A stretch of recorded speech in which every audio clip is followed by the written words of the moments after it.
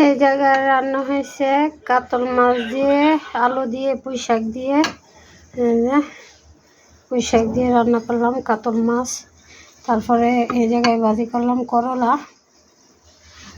তো মাছ বাছতে বাছতে মনে হলো যে এক পিস মাছ রাখি, সাথে 4টা শুকনো মরিচ ভাজা নিয়েছি, সাথে থাকবে ধনিয়া পাতার ভর্তা। এই যে ধনিয়া পাতার ভর্তা বানাই নিলাম, যেহেতু একলা মানুষ এক পিস মাছ রাইখা দিলাম।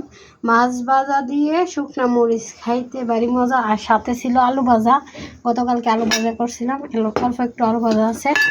আসলে মাছ ভাজা, শুকনো মরিচ ভাজা, তারপরে ধনিয়া পাতার ভর্তা, করলা ভাজি, আর হয়েছে কাতল মাছ দিয়ে পুঁই শাকের তরকারি। তো এই সবগুলো, এই করলা ভাজি, তারপরে আপনার পুঁই শাকের তরকারি রান্না করতে যতটা সহজ হয়েছে তার থেকে বেশি কষ্ট হয়েছে আমার এই ভর্তাটা বানানো।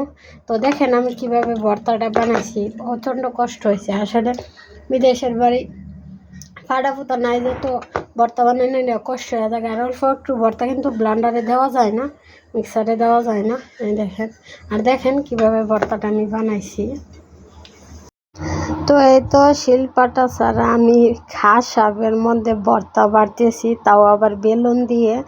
বেশি ভর্তা হলে কি ব্লান্ডারে দেওয়া যায়, অল্প একটু ভর্তা, তার জন্য বেলুন দিয়ে বাড়তেছি, যেহেতু আমার কাছে ফাটা ফুটা নাই। ফাটা ফুটা ছাড়া ভর্তা বাটা অনেকটাই কষ্টের।